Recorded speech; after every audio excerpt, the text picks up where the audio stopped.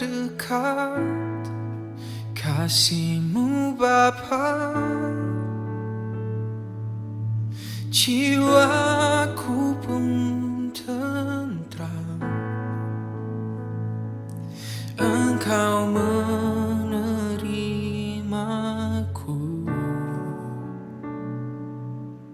dengan sepenuhnya, walau dunia melihat rupa, namun Kau memandangku sampai kedalaman hatiku.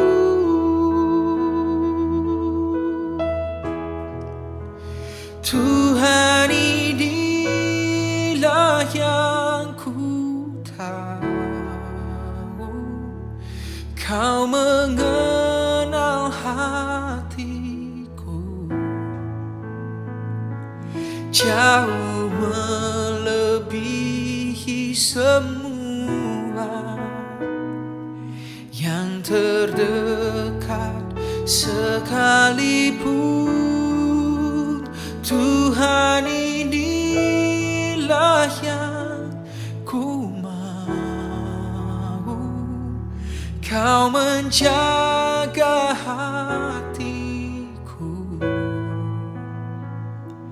supaya kehidupan terpancar senantiasa.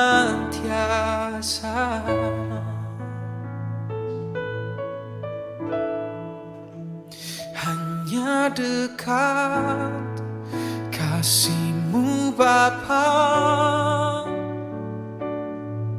jiwaku pun tentram. Engkau menerimaku dengan sepenuhnya, walau dunia melihat rupa, namun Kau memandangku sampai kedalaman hatiku.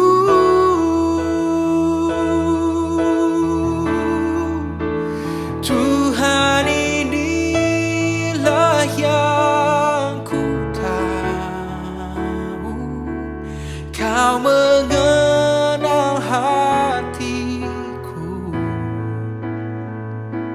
jauh melebihi semua yang terdekat sekalipun.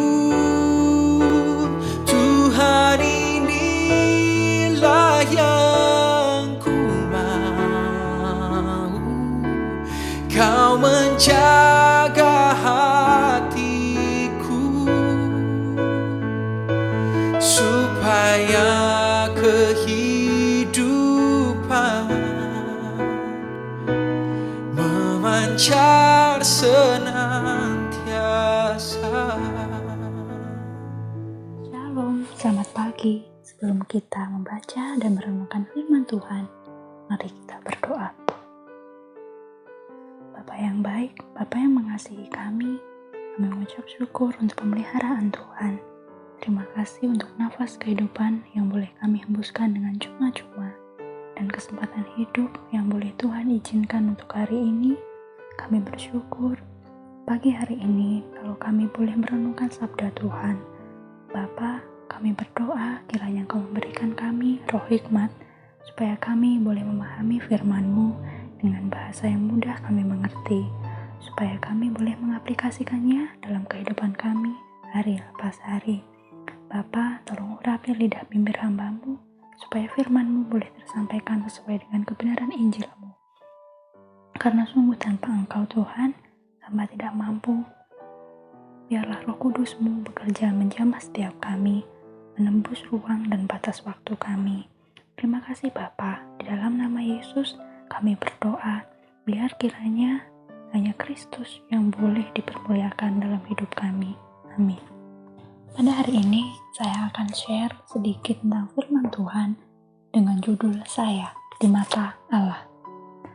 Tahukah Anda jikalau Tuhan memakai hidupmu dan membuat engkau lebih besar daripada yang bisa engkau bayangkan, keadaanmu, keluargamu, musuhmu tidak menentukan apa yang dapat Anda lakukan dengan baik. Hidup Anda, keadaan, maupun perlakuan orang lain tidak menentukan masa depan kita. Mari kita belajar dari kisah hidup Daud. Daud itu tidak diperhitungkan oleh ayahnya. Ia tidak terlalu disayang oleh orang tuanya. Suatu hari Nabi Samuel datang di rumah Isai, ayahnya Daud, untuk mengurapi salah satu anak Isai menjadi raja atas Israel. Tetapi ketika kakaknya Daud dipanggil, Daud tidak.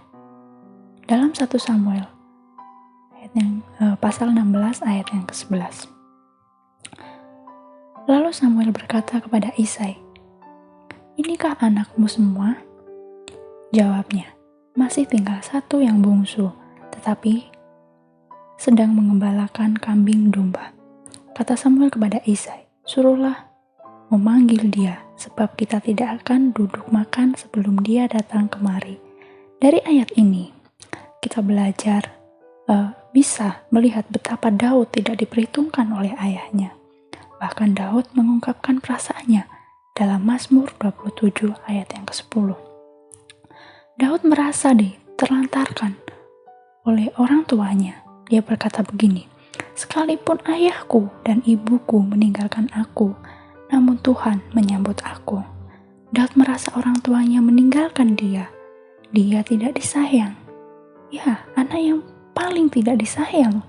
Dan Daud ketika ia datang ke medan perang, di mana bangsa Israel sedang diolok-olok oleh orang-orang Filistin, Daud datang kepada Raja Saul, menawarkan bantuan untuk membantu maju berperang. Tapi Raja Saul malah meremehkan Daud. Dalam Samuel 1 ayat pasal 17 ayat yang ke-33, Raja Saul berkata begini, tetapi Saul berkata kepada Daud, "Tidak mungkin engkau dapat menghadapi orang Filistin itu untuk melawan dia, sebab engkau masih muda. Sedang dia sejak dari masa mudanya telah menjadi prajurit." Ya, dapat kita bahasa kasarnya, memang kamu siapa? Gitu, Daud itu siapa? Berani maju untuk melawan orang-orang Filistin. Daud dipandang rendah oleh Saul. Dan tidak hanya itu, Daud dihina oleh musuhnya, yaitu bangsa Filistin. Dalam 1 Samuel 17 ayat yang ke-42, yang dikatakan ketika orang Filistin itu menunjukkan pandangnya ke arah Daud, serta melihat dia dihinanya Daud, itu karena ia masih muda, kemerah-merahan dan elok parasnya. Orang Filistin menghina Daud karena penampilannya yang khas seperti anak kecil. Daud tidak diperhitungkan oleh orang tuanya, tidak dianggap oleh rajanya, bahkan dihina oleh musuhnya. Tidak membuat Daud lemah dan patah semangat. Daud sama sekali tidak menyalahkan orang tuanya, tidak menyerah karena keadaannya. Ia tidak menjadi lemah ketika dia dipandang rendah oleh raja dan musuhnya. Daud dalam pergumulan hidupnya, dia membangun kepercayaan kepada Allah dan dia fokus pada apa yang dipercayakan Tuhan atas hidupnya, yaitu melindungi domba-dombanya. Dia melawan singa dan beruang untuk melindungi domba-dombanya. Dalam 1 Samuel 17 ayat yang ke-37, Daud berkata seperti ini, "Tuhan yang telah melepaskan aku dari cakar singa dan dari cakar beruang, Dia juga akan melepaskan aku dari tangan orang Filistin itu." kita bisa lihat bahwa selama Daud bergumul sendirian, selama dia mengembalakan domba kambingnya, Daud betul-betul mengalami Tuhan. Dia sendirian, dia harus menjaga dombanya, dan ketika singa dan beruang datang yang melawan mereka, dan Daud melihat pertolongan Tuhan. Justru di dalam pergumulan hidupnya, Daud melihat pertolongan Tuhan nyata di atas hidupnya. Itu yang membuat iman Daud bertumbuh, dan dia bisa bergaul akrab, bergaul karib dengan Tuhan. Daud tidak bisa mengandalkan siapapun karena orang tuanya tidak memperhitungkan dia. Dia tidak disayang. Dia dalam kesendiriannya, dalam pergumulan hidupnya, Daud terlatih untuk mengandalkan Tuhan. Daud belajar setiap kali menghadapi masalah. Dia tidak gentar. Dalam Mazmur 144 ayat 1. Terpujilah Tuhan, gunung batuku, yang mengajar tanganku untuk bertempur dan jari-jariku untuk berperang. Daud itu tidak lari ketika menghadapi masalah, tapi Daud menghadapinya. Dia percaya dengan pertolongan Tuhan, dia bisa menang melawan singa dan beruang. Tahukah Anda bahwa semakin banyak masalah yang bisa kita selesaikan, semakin besar musuh yang kita kalahkan, semakin cakap kita menghadapi persoalan. Saat ini, banyak orang Kristen yang mentalnya cengeng, mudah menyerah. Ketika menghadapi masalah dan tantangan, mari belajar dari Daud. Keadaan, perlakuan orang terhadap kita, bahkan orang terdekat kita, orang tua, tidak membuat Daud lemah. Justru Daud bangkit dan menaruh kepercayaannya kepada Tuhan. Saya katakan, kita tidak bisa memilih orang tua kita. Kita tidak bisa mengendalikan bagaimana orang memperlakukan kita. Kita tidak bisa memasang papan di depan dada kita dan tertulis jangan sakiti saya. Kita tidak bisa melakukan itu. Kita tidak bisa menghentikan badai yang menerpa hidup kita. Tapi reaksi kita, bagaimana menghadapi persoalan yang datang dalam hidup kita, menentukan apa yang akan datang kemudian hari. Berserulah kepada Tuhan dan jangan kepada manusia. Setiap kali menghadapi persoalan hidup atau masalah, nomor 1, datanglah kepada Tuhan. Jangan cari manusia dulu, tapi datanglah kepada Tuhan.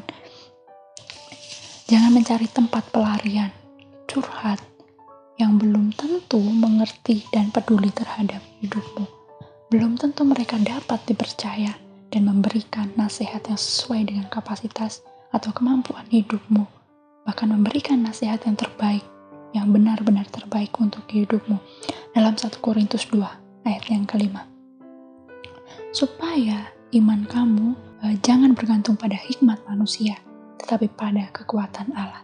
Berserulah kepada Tuhan, bukan kepada manusia. Ketika kita menghadapi badai kehidupan, kita belajar mengandalkan Tuhan, sumber hikmat kita. Bergantunglah pada kekuatan Allah.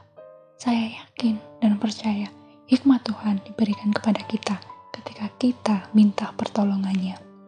Proses hidup yang Tuhan izinkan terjadi dalam kehidupan kita adalah cara Tuhan untuk mempersiapkan kita untuk tujuannya yang besar. Tuhan itu sudah mempersiapkan hidup kita jauh sebelum kita menghidupi rancangannya. Proses hidup itu Tuhan izinkan terjadi untuk menghantarkan kita kepada rencananya yang sempurna. Nah, saya lihat bagaimana Daud tumbuh menjadi raja yang berani dalam 1 Tawarik 14 ayat yang ke-8. Ketika didengar orang Filistin bahwa Daud telah diurapi menjadi raja atas seluruh Israel, maka majulah semua orang Filistin untuk menangkap Daud. Tetapi Daud mendengar hal itu, lalu majulah ia menghadapi mereka. Wow. Daud dengar bahwa dia akan ditangkap oleh orang Filistin. Orang biasanya mendengar begitu akan lari dari masalah itu. Tetapi Daud bukan orang yang tipenya seperti itu. Daud justru menghadapi mereka. Mari lihat mental seorang pemenang seperti Daud. Daud tidak takut menghadapi masalah. Jangan lari dari persoalan hidup kita. Belajarlah menghadapi setiap persoalan yang datang. Tahukah kamu jikalau masalah, tekanan itu justru waktu terbaik di mana kita mengeluarkan ide-ide terbaik kita. Karena biasanya saat kita terhimpit, terjepit, kita menjadi lebih cerdik. Kita lebih belajar bagaimana kita bisa mengambil keputusan yang tepat di saat terjepit itu. Daud itu terbiasa mengandalkan Tuhan. Makanya ketika dia menjadi raja, dia selalu bertanya kepada Tuhan. Di dalam 1 Tawarik 14 ayat yang ke-10, bertanyalah Daud kepada Tuhan, apakah aku harus maju melawan orang Filistin itu dan akan kau serahkanlah mereka ke dalam tanganku? Tuhan menjawab, majulah, aku akan menyerahkan mereka ke dalam tanganmu. Daud terbiasa mengandalkan Tuhan, makanya dia selalu menang. Proses hidup itu membuat kita rendah hati, karena kita tahu semua pertolongan, anugerah Tuhan. Daud itu sebagai raja sangat rendah hati, tidak seperti Saul yang sombong. Dalam 1 Tawarik 14 ayat yang ke-11. Lalu majulah ia ke Baal Perasim dan Daud memukul mereka kalah di sana. Berkatalah Daud, Allah telah menerobos musuhku dengan perantaraanku, seperti air menerobos. Sebab itu orang menamakan tempat itu Baal Perasim. Daud tidak bilang, karena aku kuat, karena aku hebat, aku menang. Tapi Daud berkata, Allah telah menerobos musuhku dan perantaraanku seperti air menerobos. Orang yang mengalami proses hidup yang keras dan melihat tangan Tuhan yang menolong hidupnya, dia tidak akan berani sombong karena dia tahu bahwa Tuhan tidak mungkin. Janganlah sekali-kali bilang karena saya, tapi katakanlah seperti ini, tanpa Tuhan tidak akan bisa. Saya bukan siapa-siapa tanpa Tuhan. Tanpa kasih karunia-Nya, kita siapa? Tuhan bisa memakai hidup kita dan membuat engkau lebih besar dari apa yang engkau sanggup pikirkan. Dalam 1 Korintus 18 ayat yang ke-27. Dikatakan begini, tetapi apa yang bodoh bagi dunia dipilih Allah untuk memalukan orang yang berhikmat, dan apa yang lemah bagi dunia dipilih Allah untuk memalukan yang kuat. Apa yang bodoh bagi dunia dipilih Allah memalukan orang-orang berhikmat. Apa yang lemah bagi dunia untuk memalukan yang kuat. Kalau hari ini Anda merasa kurang pintar, kurang hikmat, Anda merasa biasa-biasa saja, Anda tidak bisa apa-apa. Kalau Anda hari ini merasa lemah, Anda tidak punya apa-apa di dunia ini, dengar baik-baik. Tuhan senang memakai orang yang bodoh bagi dunia. Dan Tuhan itu senang memakai orang-orang yang dianggap lemah sama dunia ini. Siapa kita di mata Allah?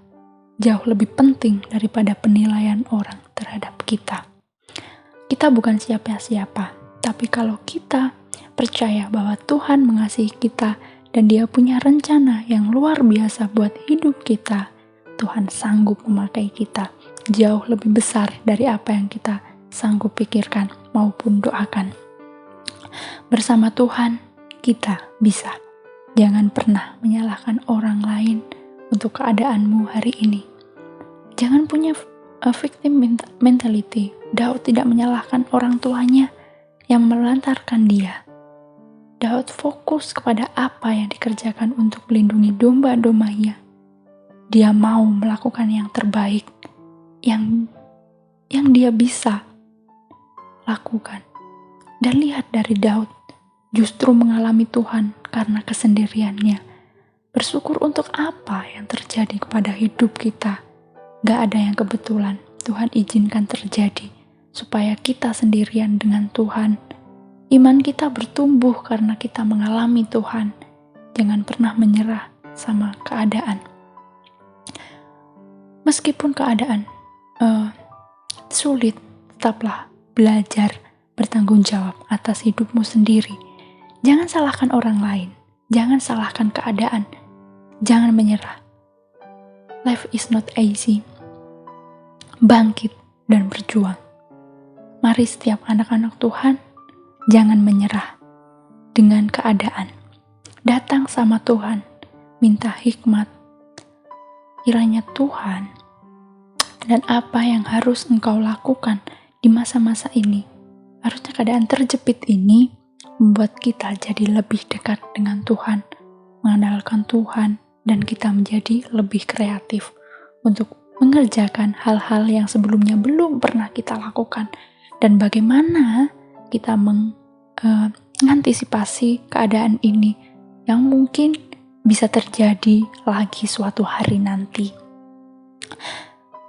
Pesan saya, jangan menyerah dengan keadaanmu, selalu mengucap syukurlah, percayalah siapa engkau di mata Tuhan lebih jauh lebih penting daripada pendapat orang lain, bahwa Tuhan dapat memakai hidupmu lebih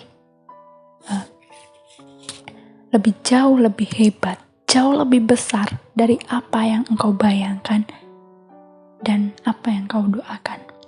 Mari kita berdoa. Kiranya kasih karunia-Mu ya Tuhan menolong kami, memampukan kami untuk bangkit dari keterpurukan. Berikanlah hikmat, makrifat pada setiap kami di saat-saat kami tidak berdaya. Kami hanya bisa mengandalkan Tuhan. Berbicaralah buat kami, biarlah roh hikmat Kau berikan pada kami, supaya kami bisa mengerti apa yang harus kami buat dalam hidup kami. Bapa, hamba-Mu berdoa, berikan kekuatan kepada kami, biarlah masa-masa di mana kami mengalami badai kehidupan, kami boleh mengalami Tuhan, karena pengalaman iman dengan Tuhan tidak tergantikan. Terpujilah nama-Mu Bapa dalam hidup kami, pakailah hidup setiap anak-anak-Mu ini sesuai dengan kehendak dan rancangan-Mu Bapa. Ajar kami untuk selalu mengerti setiap rancangan-rancangan hidup kami Tuhan. Kami percaya bahwa rancangan-Mu adalah rancangan yang damai sejahtera, bukan rancangan kecelakaan. Bapa, jikalau sebentar lagi anak-anak-Mu ini Tuhan akan memulai pembelajaran, berikanlah hikmat, akal budi, kepandaian, motivasi yang benar dalam belajar, dan hati yang takut akan Engkau. Kami serahkan waktu kami sepanjang hari ini dalam tangan-Mu yang penuh kuasa. Di dalam nama Yesus kami berdoa. Amin. Tuhan Yesus memberkati. Yang ku mau, Kau menjaga hatiku, supaya kehidupan memancar senang